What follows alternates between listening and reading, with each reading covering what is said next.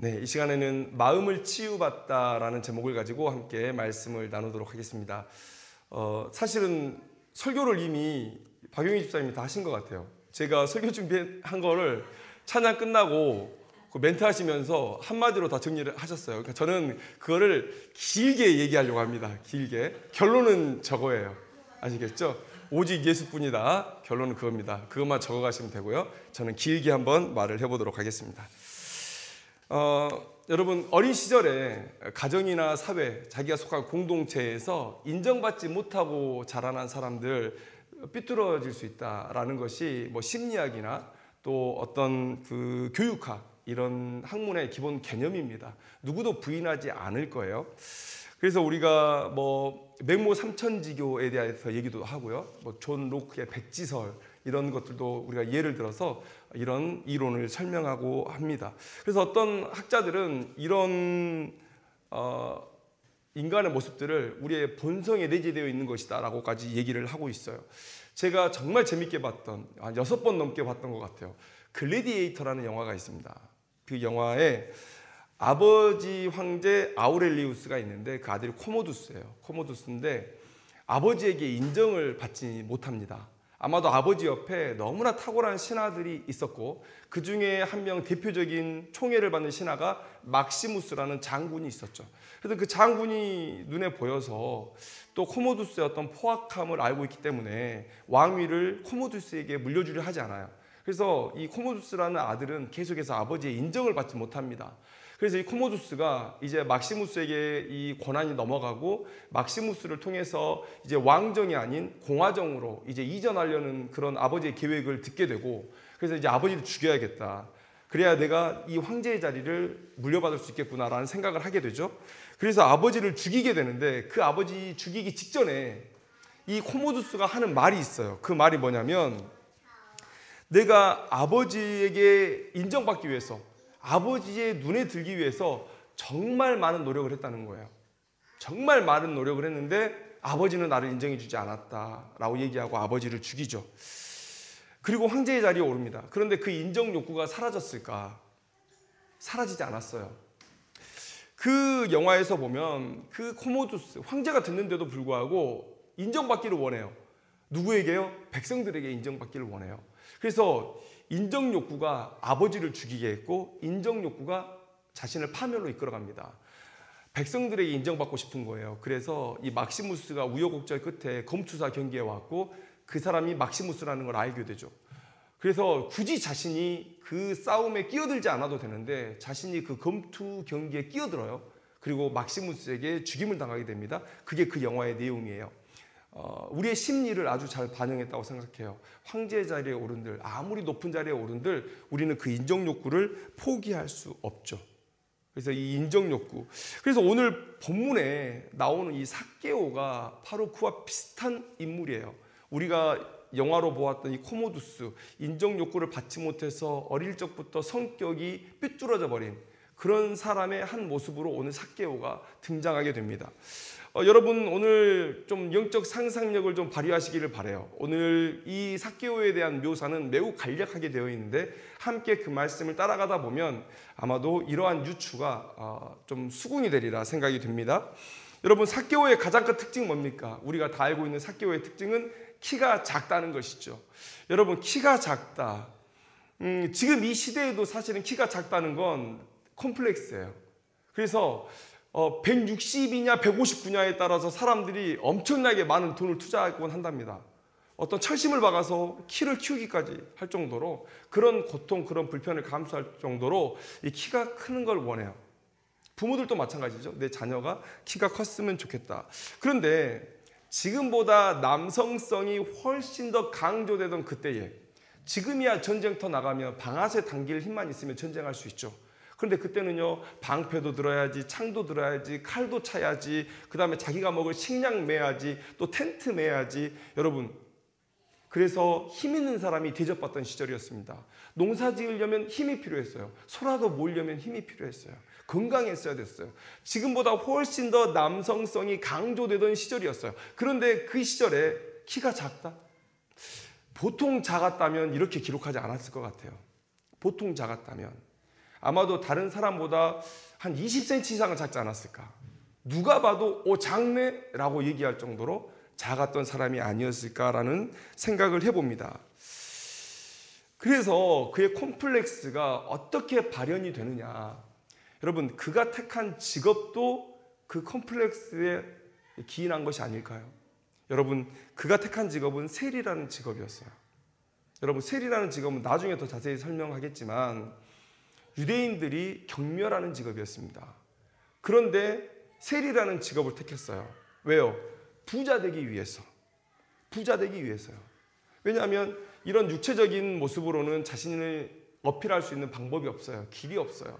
그러니까 사람들에게 어필하는 유일한 수단이 뭐냐면 성공이라는 거예요. 성공. 자신이 보는 성공은 돈을 벌어야 돼. 그래서 저들이 나를 육체적으로 나를 깔아볼 수는 있지만 그러나 심리적으로는 나를 올려다볼 수 있게 내가 만들어버리겠다라는 것이 삭개오의 계획이었던 것 같아요. 그래서 누구도 하지 않는 세리라는 직업을 그가 택해서 들어가게 되는 것이죠. 왜요? 유대인들이 아무도 하지 않으려고 하는데 로마의 뒷배를 얻을 수 있기 때문에 권력을 가질 수 있고 또 돈을 쉽게 벌 수 있기 때문에. 자, 그 다음에 삭개오가 가진 적극적인 삶의 태도 또한 그의 컴플렉스에서 기인한 게 아닐까요? 여러분, 지금 돌무화과 나무에 올랐습니다. 예수가 지나간다는 소문을 듣고 그가 돌무화과 나무에 올랐어요. 여러분, 그런 되게 적극적인 삶의 태도죠. 그런 모습은 되게 적극적인 삶의 태도죠. 다른 사람들은 하지 않는 행동이었다는 거예요.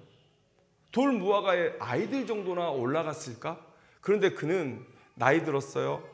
나이도 어느 정도 있어요. 세리장까지 올랐으니까. 그리고 세리장의 지위에 올라 있습니다. 채통을 지켜야 돼요. 그런데도 돌무화과 나무 위에 올라갔다는 거예요. 그건 어떤 걸 의미합니까? 좀 과장되게 말하면 어떤 목표를 세우면 수단과 방법을 가리지 않고 그 목적을 성취해야 되는 그런 사람이에요. 그래서 젊었을 때 컴플렉스를 가졌는데 내가 부자가 돼서 다른 사람들을 내려다보겠다. 다른 사람들로 하여금 나를 올려다보게 하겠다라는 목적을 가지고 여러분 얼마나 수고했겠습니까? 그래서 세리가 됐어요. 로마의 관원이 됐다는 것이죠. 그 다음에 그가 얼마나 또 그 안에서 열심히 수고했으면 손 속에 사정을 뒀다면 아마 그는 그 자리까지 못 올라갔을 거예요. 나는 유대인이 아니다 라고 속으로 몇 번을 되뇌이면서 유대인들을 박해했기 때문에 그 세리장에까지 올라갈 수 있었던 것이죠. 그런 삶의 태도. 목표가 주어지면 수단과 방법을 가리지 않고 완수해낸다.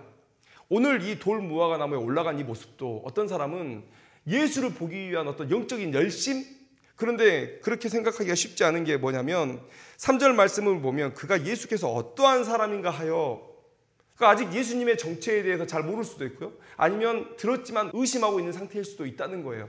그런데 믿음을 가지고 열심히 이 돌무화과 나무에 올라갔다? 그건 조금 억지 같습니다. 오히려 더 합당한 해석은 이 사람이 그동안 살아왔던 삶의 방식에 비추어 보면 너무도 당연한 모습이에요. 삭개오는 체면 차리는 사람이 아니었어요. 체면 차릴 거면 여러분 세리가 될 수 없다니까요. 유대인 사회에서.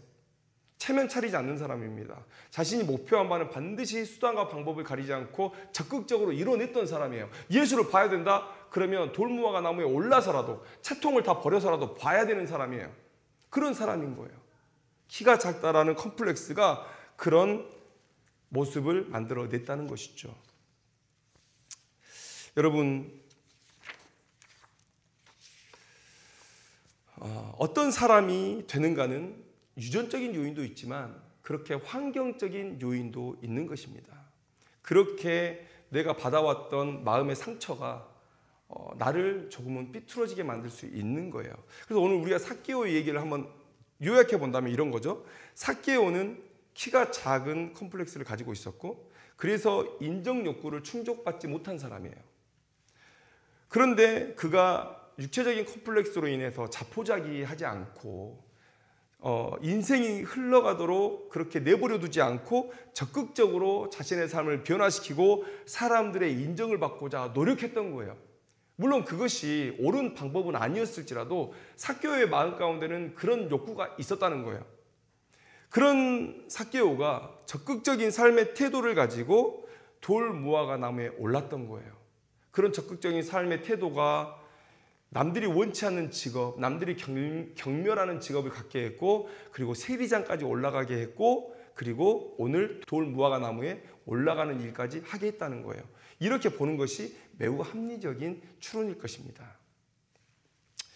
그런데 여러분, 이렇게 열심히 살았어요.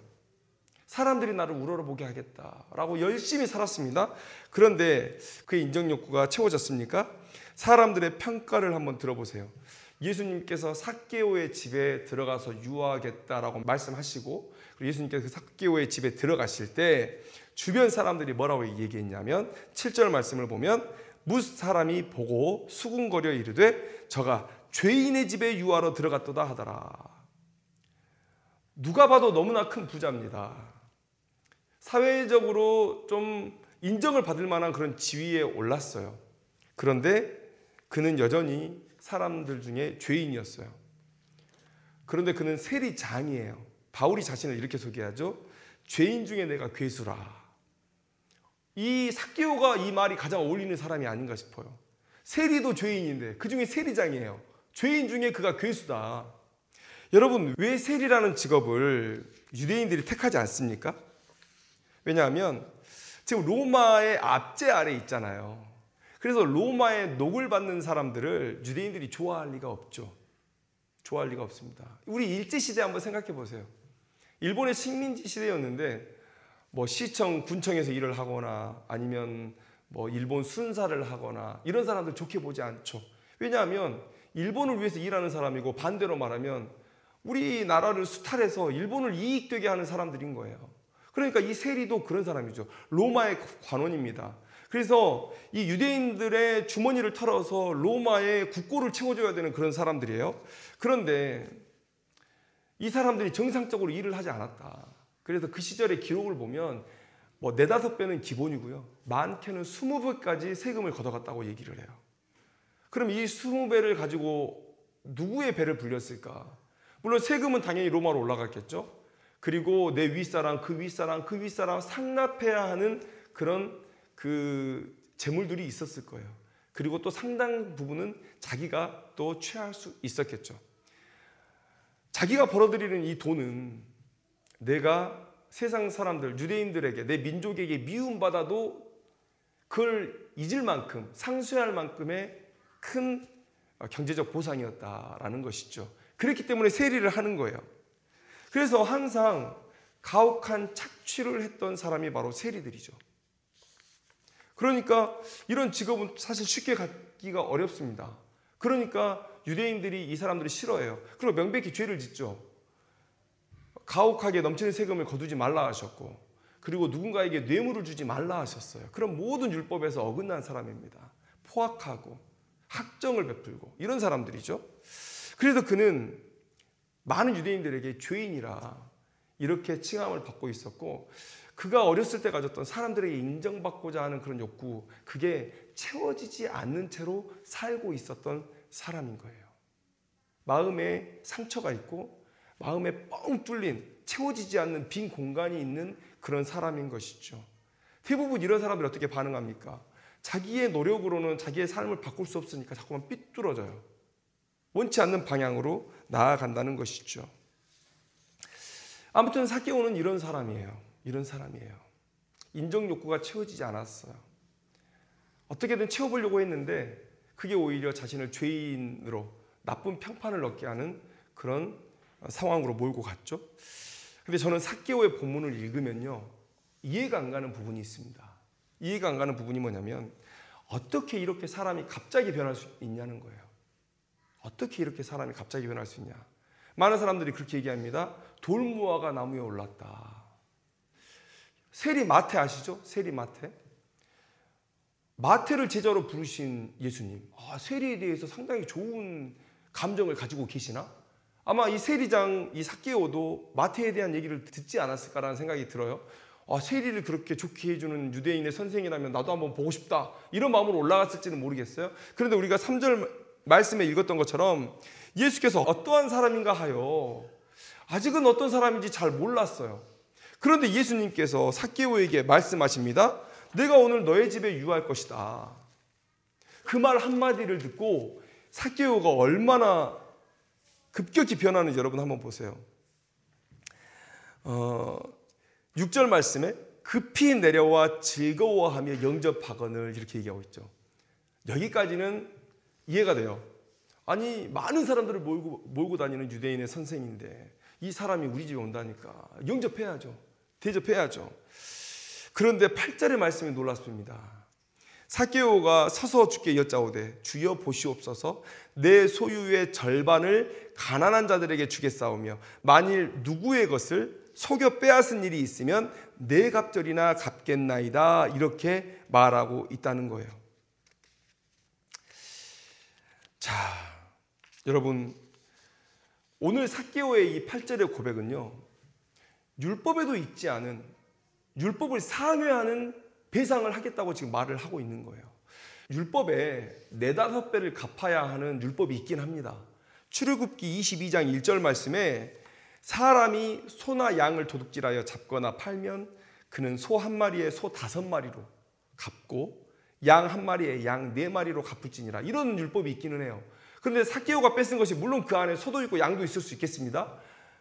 그런데 다른 것들도 있죠. 그런데 모든 빼앗은 것들을 통틀어서 다 4배로 갚겠다고 한다는 것은요 가장 높은 기준을 가지고 배상을 하겠다는 그런 얘기예요. 그러니까 왜 이런 고백을 할 수 있었을까라는 생각을 여러분들 해보세요. 지금 그래서 예수님께서 뭐라고 얘기하십니까? 이 말을 했을 때 예수님은 그 삭개오 안에 하나님을 향한 믿음을 본 거죠. 로마의 법에 이 4배 배상하는 법이 있다고 해요. 그런데 저는 이 로마법에 따라 이 삭개오가 얘기하지 않았다고 저는 믿습니다. 왜냐하면 이 8절의 말씀을 듣고 예수님께서 하신 말씀을 한번 들어보세요. 오늘 구원이 이 집에 이르렀으니 이 사람도 아브라함의 자손이미로다. 하나님의 율법을 따르는 하나님을 향한 믿음을 가지고 지금 예수님을 영접하고 있는 거예요. 그러면 아까 했던 얘기를 저는 다시 말씀드리고 싶어요. 그가 굳이 하나도 되는 만약에 제가 소나 양 그것을 제가 억지로 뺏은 게 있으면 4배나 5배로 갚겠습니다. 이러면 그리고 나머지는 그냥 율법대로 거기에 5분의 1을 더해서 갚아주면 되는 거예요. 그게 율법이에요. 그런데 모든 것을 다 4배로 4갑절로 갚겠다는 거예요. 자신의 죄의 악함을 알고 회개하는 마음으로 가장 높은 배상의 기준을 잡고 배상을 해주겠다는 거예요. 하나님의 율법대로 이 사람이 하는 행동입니다. 어쩌면 구원에서 가장 먼 사람이 아니었을까 싶어요. 삭개오는 남의 것을 빼앗았던 사람이에요. 유대인을 배신하고 하나님의 백성, 언약 백성인 유대인을 배신하고 로마에 빌붙어서 살던 사람이에요. 그리고 하나님의 영광보다는 자신의 인정을 위해서 살았던 사람이에요. 어쩌면 구원에서 가장 먼 죄인 중에 진짜 괴수가 삭개오였을지도 모르겠어요. 그런데 예수님께서 너의 집에 유하여야겠다라는 그 한마디를 듣고 이토록 급격히 변화할 수 있겠는가? 그런데 저는요, 우리가 앞에서 삭개오의 그런 모습, 왜 이렇게 살 수밖에 없게 되었는가? 그 원인으로 돌아가면 오늘 이 본문이 이해가 된다라고 말씀드리고 싶습니다. 왜요? 삭개오는요, 키가 작아요. 그래서 인정을 받지 못하고 살았어요. 그는 부자가 되기로 결심했는데 그 부자가 되겠다는 결심은 왜 한 겁니까? 사람들에게 그렇게 하면 인정받을 수 있을 줄 알았던 거예요. 그런데 잘못된 길이었죠. 오히려 사람들에게 더 버림받는 길이었죠.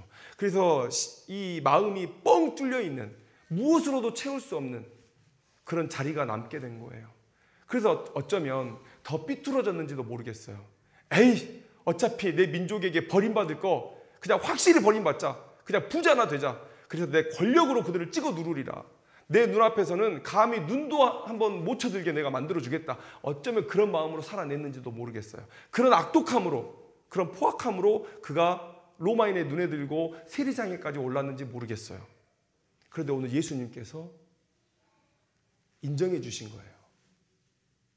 이 삭개오를 인정해 주신 거예요. 다른 많은 사람들이 죄인이라고 자신이 지나가면 수근수근거리고 자신과는 상종도 하지 않으려는 그런 상황. 내 민족이 나를 버린 상황 속에서 많은 사람들의 추앙을 받고 있는, 그리고 하나님의 아들이라고 여김을 받고 있는, 많은 이적을 베풀고 있는 하나님의 아들이 아니면 최소한 이분은 선지자다, 하나님의 사람이다 라고 인정을 받는 사람이 오늘 내 집에 들어온다는 거예요. 평생 한 번도 받아보지 못했던 그 인정을 오늘 예수님께서 해주신 거예요. 마음이 가득 찼습니다. 돈으로 채워보고 권력으로 채워보려고 했는데 여러분 그래도 안 채워지던 마음이었어요. 그런데 거기를 예수 그리스도가 복음으로 채워버린 거예요. 돈이 더 필요할까요? 돈이 더 필요할까요? 왜 부자가 되려고 했어요? 그의 마음 가운데 뻥 뚫린 이 인정 욕구를 바라는 이 마음 때문에 그가 돈을 갈구했던 거예요. 그런데 이제 돈이 필요 없습니다. 여러분, 누구의 것을 속여 빼앗은 일이 있으면 네 갑절이나 갚겠습니다. 이건 율법적인 행위죠. 그런데 그 앞에 있는 말씀 보세요. 내 소유의 절반을 가난한 자들에게 주겠다는 거예요. 자발적으로. 아니 생각을 해보세요. 불과 1분 전까지 돈만을 위해서 살았던 사람이에요. 근데 갑자기 그의 심령이 뒤집어져서 이제 돈이 필요 없는 인생이 돼버린 거예요. 그가 절반을 꼭 쥐고 있었을까요? 아니요, 그러지 않았을 거라고 봅니다. 지금 당장 절반은 내가 가지고 있지만 그거는 어디에 쓸 거예요? 속여 빼앗은 것 있으면 네 갑절을 갚아야 되는 거죠. 그러면 뭡니까? 아마도 전 재산을 다 털어서 다른 사람들에게 나눠주지 않았을까요? 그리고 완전히 새로운 삶을 살지 않았을까요? 이렇게 삭개오를 바라볼 때 삭개오의 변화가 이해가 돼요. 여러분, 예수님은 하나님의 나라의 도래를 선포하기 위해 이 땅 가운데 오셨습니다. 우리는 다 알고 있습니다. 예수님께서 이 땅에 오셔서 질병을 고치시고 죽은 자를 살리신 것. 왜요? 하나님의 나라에는 질병이나 사망이 없어야 되기 때문에 그렇습니다. 지금 내가 사망을 이긴 것을 보느냐? 내가 질병을 이긴 것을 보느냐? 내가 다시 올 때 이 하나님의 나라를 회복할 것이다. 지금 하나님의 나라의 도래를 선포하고 계신 거예요. 그런데 여러분, 우리가 가끔 이 놀라운 이적을 육체적인 것에만 국한해서 생각하는 경향이 있어요. 병든 자가 일어나고 죽은 자가 살아나고 그것이 다 육체적인 일로만 여겨져요. 그런데요, 여러분, 예수님은 정말 이 육적인 것에만 관심이 있습니까? 그렇지 않죠. 여러분, 죄가 들어온 이후에 더 심각하게 망가진 게 뭘까요? 우리의 육신일까요? 우리의 마음일까요? 여러분, 예수님께서 아담과 하와가 선악과를 먹은 이후에 에덴 동산에 찾아오셨을 때 그의 외형을 가지고 뭐라 하지 않으셨어요. 아담아, 네가 왜 이렇게 찌그러졌니? 네가 왜 이렇게 못생겨졌니? 이렇게 말씀하지 않으셨죠. 그냥 왜 숨어 있느냐고. 뭐가 변한 겁니까? 육신은 그대로인데 그의 마음이 하나님을 부끄러워하는 마음이 되어버린 거예요. 마음이 하나님께서 주신 아름다운 마음의 상태였다가 이제 찌그러진 거죠. 왜곡된 거죠. 그래서 하나님의 관점으로 하나님을 바라보지 못하고 하나님의 관점으로 피조물을 바라보지 못해요. 하나님은요, 하나님과 동행하는 그런 존재로 우리를 세우셨죠. 피조물과 공존하는 존재로 세우셨죠. 우리의 마음이 찌그러졌어요. 외형은 그대로인데. 그래서 하나님을 보고 피해요. 하나님으로부터 돌아서요. 그리고 피조물을 이제 핍박하기 시작합니다. 핍박하기 시작해요. 하나님이 주신 거다. 이거 우리 마음대로 써도 된다. 그리고 이 자연을 우리 마음대로 쓰고 있잖아요. 여러분, 그렇게 우리의 마음이 찌그러지고 왜곡된 거예요. 이 마음이 더 문제예요. 그렇다면 하나님은요, 우리 육체적인 것만 관심이 있는 게 아니라 우리의 마음을 회복하는데도 지대한 관심이 있다는 것 우리가 알아야 됩니다. 예수님이 오셨을 때 질병을 고치고 죽은 자를 일으키실 수 있어요. 그런데 마음을 고치시는 일을 하지 않았을까요? 질병을 고치면서 그들의 마음도 회복됐을 겁니다. 오늘 삭개오, 겉으로는 멀쩡한데 그의 마음 가운데 텅 빈 그런 아픔이 있어요. 채워지지 않는 빈 공간이 있어요. 근데 예수님께서 오셔서 그 마음을 만지시고 그 텅 빈 공간을 채우시고 하나님께서 창조하셨던 그 원래의 아름다운 마음의 모양으로 빚어가시는 거예요. 그러니까 주님께 나아오고, 주님을 외면하는 마음이 아니라 주님께 나아오는 마음, 아담과 하와의 마음 같지 않고 하나님께 나아오는 마음으로 그가 변화되고, 내 것이야 내 것이야 로 살았던 인생인데 자신의 모든 것을 나눠서 함께 사는 그런 마음을 갖게 되고, 이게 하나님께서 우리에게 원하셨던 그 아름다운 마음 아니에요? 예수님이 오심으로, 복음이 그에게 오므로 그의 심령이 회복되어졌다. 여러분, 정신적인 질환 어떻습니까? 치유할 방법이 없는 겁니까? 정신적 질환자가 있는데, 마음이 아픈 사람이 있는데 그 사람을 우리가 고칠 수 없습니까? 고칠 수 있습니다. 마음이 아픈 거 두 가지 원인을 얘기할 수 있을 것 같아요. 하나는 귀신이 들렸거나, 성경에 많이 나오죠. 귀신이 들렸거나, 아니면 이런 어떤 다양한 환경적 요인으로 인해서 마음이 왜곡되어지는 그런 상태. 그런 두 가지 상태가 있을 거예요. 그런데 주님은 성경에서 그 두 가지 상태를 모두 다 치유했다고 오늘 말씀하고 계세요. 귀신을 쫓아내셔서 회복시키십니다. 그리고 오늘 삭개오, 귀신에 대한 얘기가 없어요. 그냥 그가 가졌던 컴플렉스가 삶을 찌그러뜨려 버린 거예요. 그런데 복음이 와서 삭개오를 만났을 때 그가 변했다는 거예요. 회복됐다는 거예요. 정신질환도 마찬가지죠. 귀신 들린 사람도 있을 겁니다. 그래서 우리가 축기 사역을 해야 되는지도 몰라요.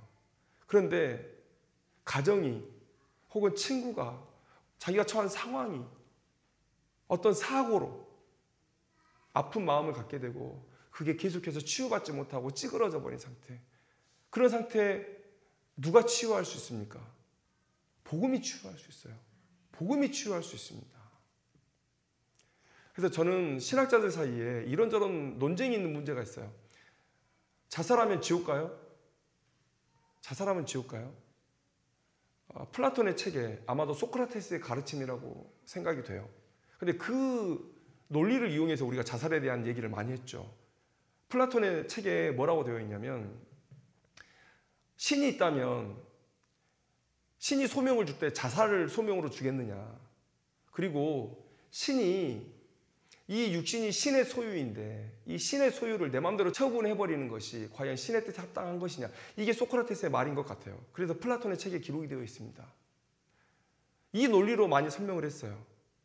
근데 저는 자살하면 지옥 간다, 자살해도 천국 간다, 예수 믿으면 되니까 라고 뭐 얘기하는 사람도 있지만, 저는 그것에 대해서 언급하지 않겠습니다. 왜냐하면 강단에서 이걸 언급하면 어떤 사람은 내가 말하는 내용에 따라서 상처받은 사람들도 있을 거예요. 이 내용이 중요한 게 아니에요. 우리는 살아있는 사람을 어떻게 도전하느냐가 더 중요하죠. 여러분, 복음 앞에 서면 우리의 마음의 문제 해결됩니다. 오늘 삭개오를 통해서 오늘 하나님께서 그런 말씀을 해주시고 계신 거예요. 내 옆에 있는 지체들 중에 아픈 지체가 있어요. 내가 아파요. 복음이 예수님을 만나면 그 마음이 해결된다고 오늘 삭개오의 이야기를 통해서 오늘 말씀해주고 있는 거예요. 제가 아까 말씀드렸죠. 어떻게 이렇게 급격하게 변화될 수 있느냐? 복음이 그럴 능력이 있어요. 많은 사람들이 어떻게든지 찾아보려고 했어요. 삭개오가 어떻게 이렇게 변할 수 있지? 예수님께서 그 마음의 모든 욕구를 다 채워주신 거예요. 인정해 주신 거예요. 여러분, 오늘 우리가 이 말씀을 듣고 어떤 결단을 해야 될까요? 세상에 많은 사람들이 정신적으로 아파하죠. 열등감이 있는 사람도 있을 것이고, 여러 가지 많은 스트레스들이 우리를 우울증으로 이끌어가고, 우울증은 정말 많은 안 좋은 방향으로 우리의 삶을 이끌어가곤 합니다. 그런데 여러분, 오늘 삭개오의 이야기처럼 예수를 만나면, 복음을 만나면 회복된다. 혹여 내 마음 가운데 어떤 분노가 있거나 어떤 우울감이 있거나 어떤 무기력감이 있거나 이런 문제들이 있다면, 그래도 내 삶이 분명 하나님이 보시기에 좋지 않은 모습으로 변질되어 가고 있다면, 여러분, 복음 앞에 서고 복음 앞에 해결받기를 원합니다. 여러분, 사람들이 저를 보면서 되게 긍정적인 사람이라고 얘기해요. 근데 저 그렇게 긍정적인 사람 아니었습니다. 혼자 막 시도 쓰고, 시가 보통 우울할 때 나옵니다. 우울할 때 나와요. 혼자 초등학교 때부터 시를 썼어요. 시를, 인생은 왜 이러나. 여러분, 그렇게 긍정적인 사람 아니었습니다. 그런데 복음을 듣고 만나고 예수님을 영접하고 나서 삶의 모든 목적이 완전히 바뀐 거예요. 그리고 나서 사람들이 볼 때 긍정적이라고. 사람들이 가끔 저를 보면서 인상이 편해 보인다고 얘기할 때 전 완전 당황스럽습니다. 왜냐하면 저는 인상이 편한 사람이 아니거든요. 사람들이 맨날 보면서 제가 안 웃으면, 말을 안 하면 화나 있는 줄 알아요. 그런데 사람들이 가끔 그런 얘기를 할 때 저는 놀라죠. 제 부모님도 이 예배를 드리고 계실 텐데 제 부모님은 알고 계실 거예요. 근데 그게 변해요. 마음 하나님이 만지시면 변화될 수 있습니다. 우리를 먼저 복음 앞에 내어놓기를 원해요. 복음의 그 본질 앞에 우리가 내어놓기를 원해요. 그 다음에 여러분, 주님은요 우리에게 우리의 변화뿐만 아니라 우리 주변을 변화시킬 것을 당부하셨어요. 하늘과 땅의 모든 권세를 우리에게 주셨다는 거예요. 왜요? 우리가 변하는 것으로 끝날 거면 이거 필요 없습니다. 우리에게 능력으로 오실 필요가 뭐가 있냐는 얘기예요. 하늘과 땅의 모든 권세를 주시고 우리에게 명하신 것, 땅끝까지 이르러 복음 전하라. 지금 이 순간에도 많은 아픈 영혼들이 있습니다. 오늘 그들에게 이 삭개오에게 일어날 수 있는 일이 당신에게도 일어날 수 있습니다 라고 얘기해 줘야죠. 마음이 아픈 사람에게 다가가서 복음으로 나오시면, 예수님을 만나시면 당신의 모든 마음의 문제가 해결될 수 있습니다. 여러분, 마음에서 우리의 삶이 결정되는 거예요. 마음이 변하면 인생도 변하는 겁니다. 여러분, 오늘 이 진리를 다른 사람들에게 전해줄 줄 알아야죠. 여러분, 오늘 삭개오의 이 놀라운 변화, 이 급격한 변화, 이 변화가 나도 또 우리 주변에 있는 많은 사람들에게도 일어날 수 있다는 사실 여러분들이 기억하시고 오늘 이 삭개오의 복음을 많은 사람들에게 전하고 이 마음이 아프고 심령이 아픈 이 많은 사람들에게 진짜 복음이 전달되는 그런 역사에 귀한 도구로 쓰임받기를 주님의 이름으로 축원합니다. 기도하겠습니다.